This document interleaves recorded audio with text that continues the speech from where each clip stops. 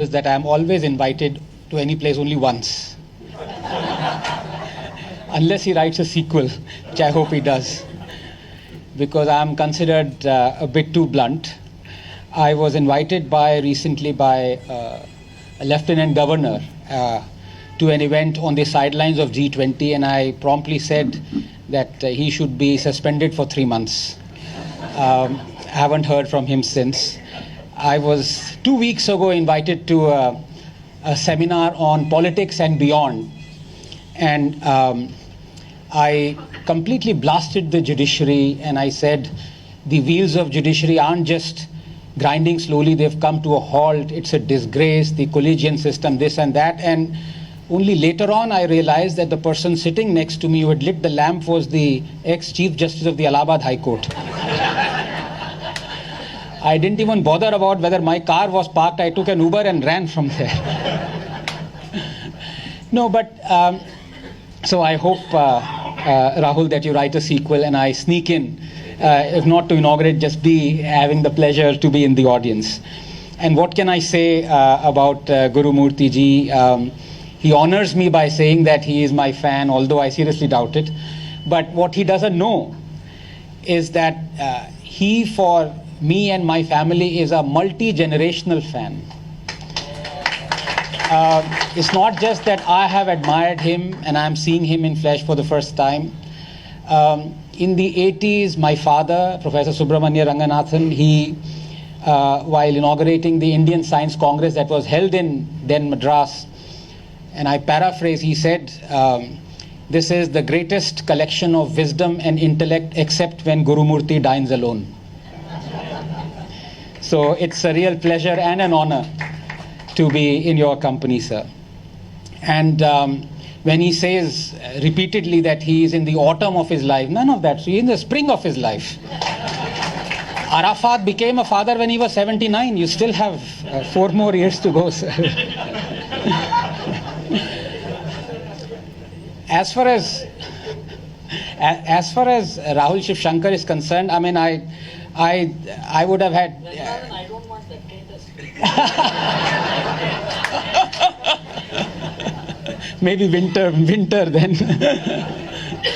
I had no idea that Rahul was connected to Romila Thapar and Karan Thapar. And when he quotes Nehru's "messed with destiny" speech, sorry, was it "tryst with destiny" or? I think it was "messed with destiny." But I think the fact of the matter is, coming quickly to this topic because otherwise we'll miss our flight, Rahul, would be a pleasure for me.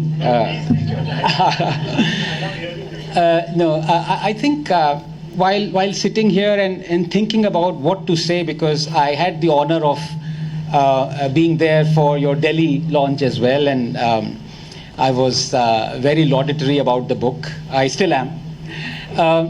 But I think a few things have cropped in my mind, which is that I don't think Narendra Modi and his 2024 is a battle for Bharat. I don't think he is battling for Bharat right now.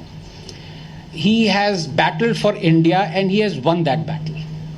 I think that distinction allow me to explain in the next ensuing minutes, because I think that's a very important distinction. And I am here standing here in the land where people want to eradicate Sanatan Dharma. So that battle is far from even begun. But the fact of the matter is, all the antagonists are there. Everything is loaded against the Hindus. And when Guru Murthy ji says that the owner or the relative of Indian Express cried at the consecration, she cried. Well, I also cry when I read the Indian Express. And I cry inconsolably when I read the Hindu. So it goes. So some things, when you talk about multi-generation, sir, they haven't changed in 50, 60 years. No, I think the issue is much bigger. Before I come to what this battle of Bharat means, at least to me, let me explain to you how Modi has won the battle for India and why, in his vision, I am sure taking part in the Battle of Bharat must have been there. It is there in every conscientious Indian's or Bharatiya's mind who loves the country. So of course he knows what Bharat means. He knows the distinction. Of course he does. But one of the most, I would say, iconic speeches that he gave that nobody has either heard or gives credence to was he gave it in 2008-2009 when he was the Chief Minister of Gujarat. And he said something very interesting. I don't know whether there's a YouTube thing of it, but I was lucky enough to have heard that. He said, in the next 15 years, I'm going to create a nano class. And people wondered, what is this nano class? Is it people who will be driving nano? Because at that point of time, Tata's had just moved to Gujarat, and maybe he thought in lieu of electoral bonds, we have somebody who's going to give 1 nano to each Gujarati. No. He said the nano class, so people asked him to explain. He said nano class would be the class which is just above the lowest socio-economic strata of our country and just below the lowest middle class. And if you look at each and every one of his decisions over the last 15 years, 3 years when he was the Chief Minister of Gujarat and 10 years when he's the Prime Minister, and for the next 5 years before Amit Shah comes in and then Yogi comes in twice over, and then Annamalai and then Jesai.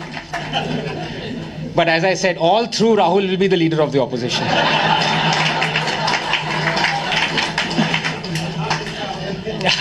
Not this Rahul. Not this Rahul, please. Either leader of the opposition or opposition of leader. That also a distinction has to be made. There will be no opposition there. No, sir, we would be the opposition. We need to be the opposition. I'll come to that. No, in the last 15 years, especially in the last 10 years, he has created this nano class. People have forgotten this. They're not giving him credence for this. 200 to 300 million people have this status. And I can give you the numbers and I can tell you why this is the battle for India that he has won. You see, people don't realize, and I was just going through some of the results that came out 2 days ago. And in fact, on Rahul's show, I said, why does Modi keep on winning? I mean, he's beating anti-incumbency not once, twice, 3 times over. It's unreal. This is, his opinion poll shows it's a pro-incumbency vote. It's unheard of. It's crazy. Yes. It is because Obamacare, when it started in 2011, it's been 14 years, 13 years, 40 million Americans have Obamacare. Modi Care started in 2018, Ayushman. The population of people with Modi Care is more than the population of United States right now. 330 million Indians right now have Ayushman Bharat. The population more than the population of United Kingdom has undergone through Ayushman Bharat successful medical treatment. 65 million people have been treated on it. This is remarkable. 68 to 70% of our total health expenditure used to be out-of-pocket expenditure for ordinary Indians. It was the fastest way to slide into poverty. That is all by this year end set to reduce by half. This is remarkable. This is unprecedented. And all this has happened in the last 10 years, in the last 6 years. You have to go a little bit beyond just the numbers, and as it may happen because of maybe speed or stealth or whatever, the BJP and its own team do not look beyond the numbers that they have generated. So they just say, we've built 120 million toilets. We've made 110 million water connections. If you could just correct the echo, please. Thank you. We don't want to be in an echo chamber. What they don't realize is that every new toilet that has been built of the 120 million toilets has saved the family 52,000 rupees in health costs. Every toilet. Now go back and calculate. Why wouldn't people be grateful to Modi or to the government? Every new tap connection has reduced the health costs that used to be given for combating waterborne infections. Diarrhea deaths under 5 have reduced by half in the last 9 years. Even I did not know these numbers. You have to dig a bit deeper. It's not just enough to say we've built so many toilets, we've built so many tap connections. What is the result? Why are people happy with a tap, with a toilet? It's because their lives are being their lives are being transformed. This is the battle for India. So when Modi gives gas connection to 100 million gas connections, he's not just giving a cylinder. He's actually saving 150,000 lives every year, because household pollution is the biggest mortality factor, child mortality factor. People don't know this. Most infants die not because of some born virus or some cholera or something. They die because of household cooking pollution. This is what he has done in the last 10, and I can go on. There are other figures as well. They are a bit subsidiary to life-saving schemes. Mudra loans, 430 million Mudra loans, homes, 44 million homes. That's a welfare thing.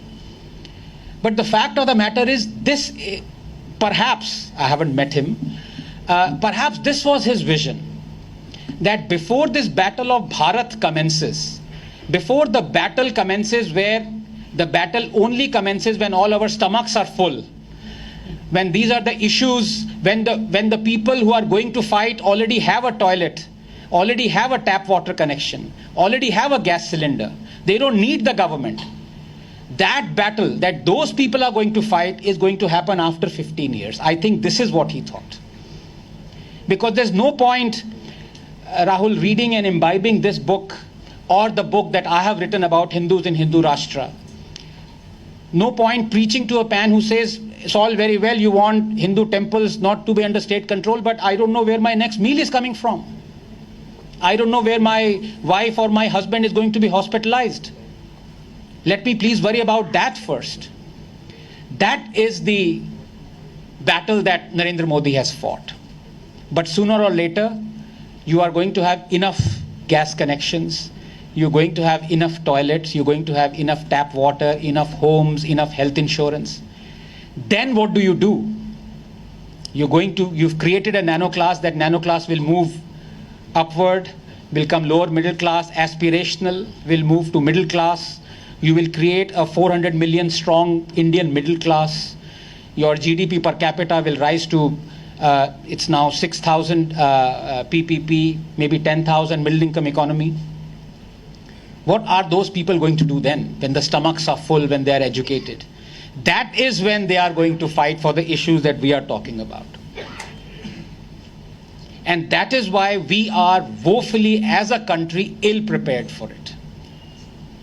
And that is why I'm never going to be invited again, because I'm going to say this, that yes, the RSS has worked tremendously over the last 100 years. Guru Murthy ji says it has drunk poison, absolutely no doubt about it. But its sword has been blunted. Everyone should realize it. Because when an organization whose motto is to work for Hindu interests says that just give us 3 temples, we're not worried about 1,800 or 40,000 temples, they are demolished. You know it, that you've lost the battle. You've lost the battle for Bharat when you're not worried about 39,997 temples.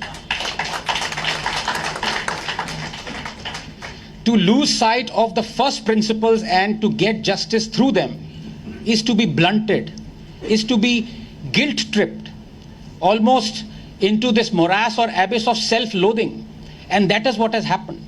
And I disagree with Guru Murthy ji when he says the new generation, I have hope. No, sir, your generation had bigger stalwarts than our generation has. Sitaram Goel ji, so many others, so many, you included.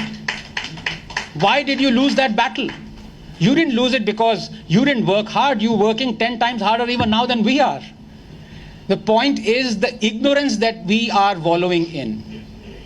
Since that messed with destiny speech, our senses were deliberately blunted, and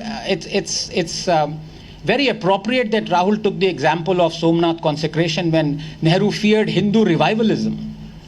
And if you look in the ensuing 75 years, every step of the way, Hindus, their rights have been trampled on, their demand for rights have been blunted to such an extent that now Hindus don't even feel that they should stand up and approach the courts to give them their demolished temples.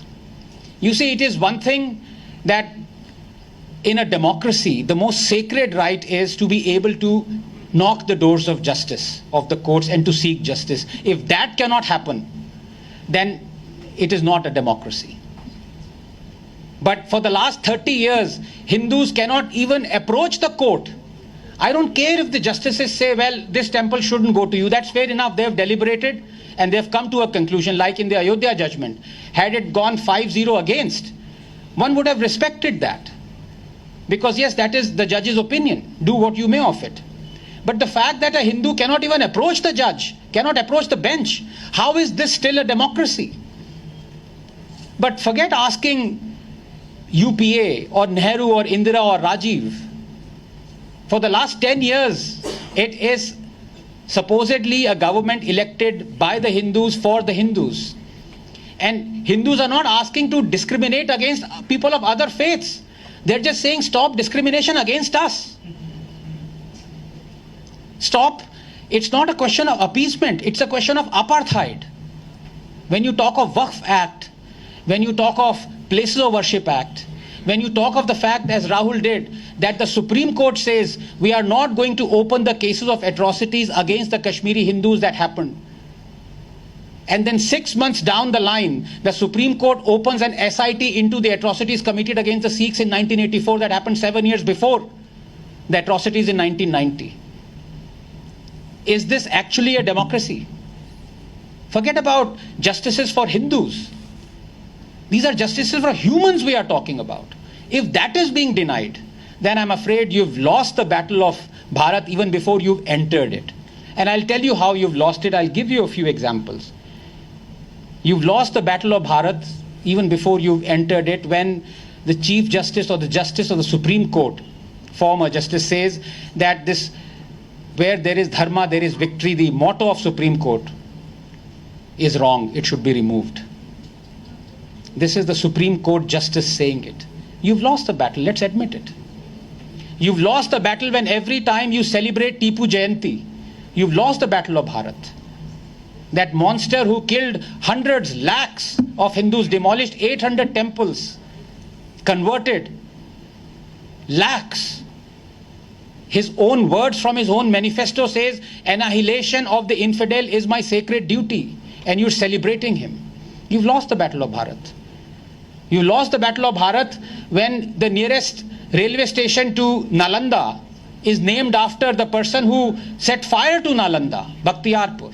And you don't change it in the last 10 years. It's not a question of changing or not changing the textbooks. It's a question of realizing what is right and what is wrong. It's a question of asking, is there or would there ever be a Hitler Road in Tel Aviv? If there isn't, then why was there a Aurangzeb Road in Delhi? Why there still is Babar Road in Delhi? Why?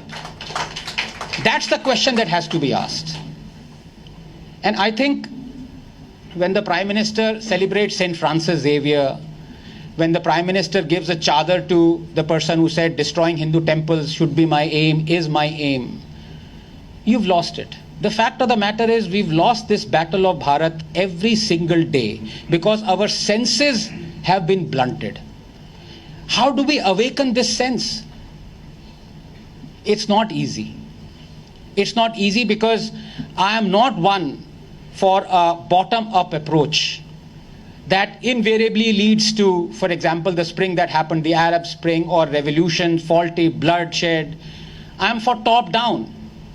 The role of the people should be to elect the people who promise change, who promise they will deliver this. And if those people don't deliver it, then you don't expect a billion people to rise up and say, okay, we will bring the change. They brought the change by bringing in the government. If the government stops working for you, the alternative is not for you to hit the streets, which is what the left does. No, that would destroy the country. The only reason why the Battle of Bharat has not begun is A, because the Battle of India has been won, but not completely. But more importantly, it is because the Hindus themselves haven't realized that we have to enter this battle. Otherwise, we will not survive. I will give you one small example before I end. You see, many people feel, why should temples, what great would happen if the temples are taken out of state control? 100,000 temples, lakhs of acres. My good friend T.R. Ramesh could be arrested any moment, the kind of amazing work that he is doing for us. Same goes for Vishnu Jain. These are the real people, Guru Murthy ji, who are working for us. And according to him, what should be fetching 6,000 crores to the Tamil Nadu government every year through rent that it sets on the Hindu temples and the land that it controls, it fetches not even 1%, 58 crores.